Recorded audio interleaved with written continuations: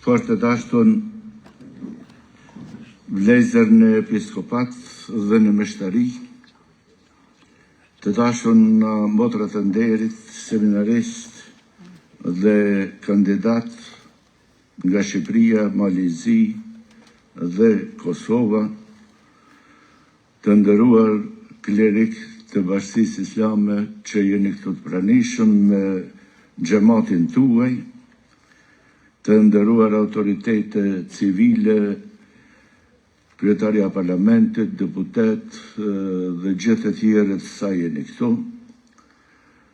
të ndëruar miq e dashamirë si të familjes ashtu dhe të kishës, po sidomos dhën Kelmendit, vlezër dhe motra. Jemi bashkuar këtu në Velesh, pranë kësaj kishe, për të dhënë nderimin e fundit të vllaut ton Kelmendit, pikërisht si gratë e Jeruzalemit që shkuan të japin nderimin e fundit trupit të Krishtit. Dhe aty përshpëritej zëri i engjëllit se ato nuk du të kenë frikë, pasi i varrosuri është ngjallur. Dhe se detyra e tyre është të marrin vrapin për të shku t'i dalin parën nga Galilei. Ndoshta se kur në leximin e parë edhe unë mund të them vlezër e motra fort të dashur, këtë dhurat në e ka dhënë Krishti ringjallën, që ne të guxojmë, ta kremtojmë vdekjen dhe ta festojmë ditën e varrimit ton, sepse as nuk është fjala e as nuk është e fundit, por është vetëm kalimi nga përkohshmja në përjetshmën, nga vdekja në ringjallje. Kur tejtën e madhe, si bari i kësaj kishe me gëzim po përgatitesha për të dhënën përqafimin tim liturgjik të gjithë meshtarëve që përplotësojnë meshtarin time, mora një telefonatën nga Monsignor Roku, i cili më njoftoi se Don Kelmendi do të mungonte në përqafimin tim e të thijin, pasi kishte ndërruar jetë, e do të gjendej në përqafimin e kryepriftit të mshuar, Zotit ton Jezu Krishtit. Pra, kisha jon ka festuar Pashkët e këtij viti jo vetëm në ndjenjen mes trishtimit dhe gëzimit që përbën vdekja e Krishtit dhe ngjallja e tij, po edhe me zëdhemjes konkrete të zemrave tona për vdekjen e vllaut ton Kelmendit dhe gëzimit të shpresës që ai do të jetojë së bashku me Krishtin në jetën e pasosën. Ungjilli që sapo dëgjuam është një mësim hynor, që neve nxënësve të tij na mëson të mos shndrojnë pranë varrit, për të japmi vrapit të shpresës dhe të gëzimit për të shkuar në Galilei, si që thash në fillim. Atje ku mund të takojmë atë Krishtin e ringjallur. Edhe pse kur gjendemi përpara këtij arkivoli në të cilën tashmë është i shtrirë trupi i Don Kelmendit, na kapilon trishtimi dhe na përfshin ftoftit e vdekjes. E natyrshëm na shtrohet pyetja e akullt që e lyp përgjigjen. Si mund të flasim për lumturinë kur jemi në dhimbje? Si mund të gëzojmë me lot në sy e me vaj në zemër? Vërtet, këto pyetje në zënë frymën nga njëherë. Dhe ngulfatin fjallën nuk e lanë që të dalë e lirë, pasi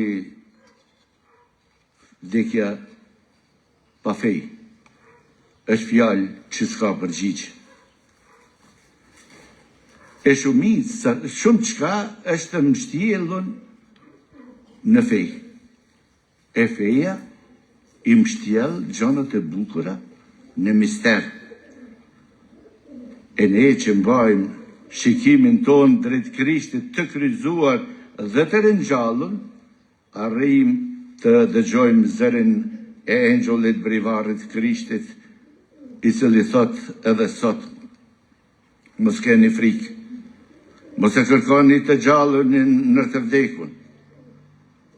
E kur më këtë lajmë të gëzueshëm e shohim arkivolin para nesh, atëherë zemra jonë arrin të konvertoj dhimbjen në shpresë se hyju do të ngjallë ditën e fundit, dhe lotët tanë në gëzim, pas e shprehje e dashurisë të zemrave tona për Don Kelmenin, e jo trishtim për vdekjen. Gjatë gjithë historisë e njerëzimit, njeriu është përballur me vuajtje, mangth dhe vdekje. Edhe vazhdimisht ka kërkuar përgjigje dhe është përpjekur të gjejë një të tillë dhe të gjejë një rrugdalje, por vazhdimisht njeriu ka dështuar, sepse vdekja është gjykim i mkatit dhe i takon secilës krijes Zotit. Kjo frikë përndjek edhe njeriu në sotëm, të cilët i afrohen përgjigje të ndryshme, deri edhe kur njerëzimi don të krijojë njeriu në Zot nëpërmjet algoritmave, bioritmave ose inteligjencës artificiale. Për dëshmia ungjëllore mbetet përgjigja më bindëse dhe përhershme, se vetëm Krishti është ringjallja dhe jeta. Jo vetëm sikur një formulë, por si një përvojë njerëzore që nuk hesh kryqin si përvojë jete, por mbush atë me praninë e hyjut, e ndriçon me shkëlqimin e Krishtit të ringjallur, i jep frymën e dashurisë dhe e shndron atë në urë, që na mundson të kalojmë nga porti i vdekjes në bregun e jetës. Në këtë dritë feje dhe me këtë gëzim jete, qëndrojmë sot përpara Don Kelmenit këtu të shtrirë në arkivoj. Dhe pyesim veten, po dhe kërkojmë përgjigjen se çfarë bën të madh jetën e një meshtarit? A janë fjalët që i ka thonë? A janë titullt që i ka pasur? Apo lavdia që ka marrë? Gjitha këto janë pyetje legjitime, po kur flasim për Don Kelmenin, atëherë mund të përkufizojmë shumë dhe qartë. Jeta e tij kishte kaluar në përvojtëri dhe dashuri të fuqishme në Zotin dhe përkushtim i palkundur për popullin.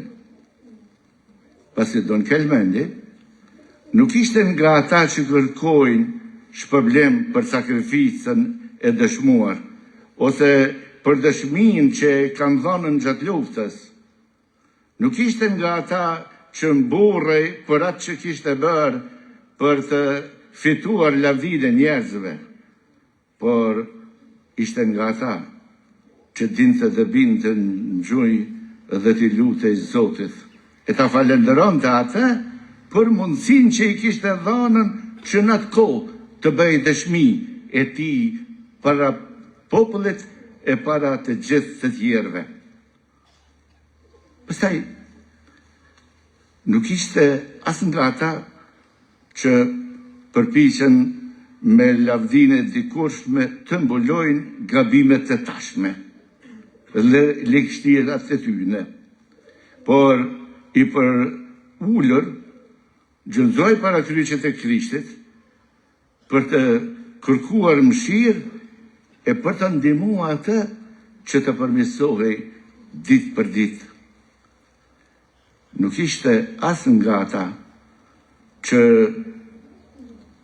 këshyrin se çfarë mund të marrin, çfarë mund të përfitojnë, por çka mund të japin për të mirën e të tjerëve dhe se si të jenë më të dobishëm për të gjithë, sepse u përpoq të japë ndimin e tij baritore edhe në momentet më të vështira të smundjes së tij, duke shërbyer në arkidioqezën e Tivarit me vëllezërit dhe motrat tona atje. Don Kelmendi nuk ishte njeri që dinte të bënte dallime. Ajo përkull mbi plagën e njeriut, jo mbi identitetin e tij, po për nevojën që kishte. Pikërisht në mes të urrejtjes, ai mbolli dashurinë dhe guximin e dobive të hyjut në mesin e frikës dhe në zemrën e dhunës që bëronte nga urrejtja dhe nga administrata shtetënore atëherë. Kështu, pa zhurmë, pa pretendime, ajo bë shembull përpara nesh dhe ngushëllim për shumë njerëz. Një dritë që nuk kërkon të shihet, por që ndriçon shumë sy e zemra që të shohin se sa madhe është dashuria e Krishtit në jetën e priftit dhe në jetën e atyre që besojnë. Meshtari, duke jetuar besnikërisht thirrjen e vet, duke u bërë një prani e heshtur e dashurisë dhe dëshmi e gjallë e fesë, një shërbëtor i thjesht, por kuptim plot, një jetë e dhuruar për të tjerët, pa kërkuar asnjë gjë për shkëmbim, shndrohet në një person që don të vërtetën, të drejtën, kombin e fenë, që është i gatshëm të sakrifikohet për të përvujtën të shtypin e të mjerin, e megjitha bëhet prani e dashurisë së Krishtit mes njerëzve. Vëllezër dhe motra fort të dashur, edhe pse jemi të shndritur me dritën e fesë, nuk duhet të mendojmë se jemi të shputur nga realiteti i jetës njerëzore dhe i dhemjes që e përjeton njeriu. Kur përballemi me vdekjen, sepse zemra jon përjeton të njëjtin trishtim që përjetojnë edhe ata që s'besojnë, edhe ata që besojnë ndryshe, edhe ata të tjerët që besojnë Krishtin në një formë tjetër. Por një gjë është e përbashkët, se ne të gjithë përpara vdekjes e kemi një dhimbje që buron nga natyra njerëzore. Këndemi lejoni t'i drejtohem me disa fjalë meshtarit tim të dashur, me të cilën kalova rinin time në shkollë e në studime, e që tash potoj se 20 vjet jam i peshëve i tij, me duhet të them fort i dashur Don Kelmend. Sot, për herë të fundit të sjellim para alterit, të shtrirë sikur ditën që u shugurove.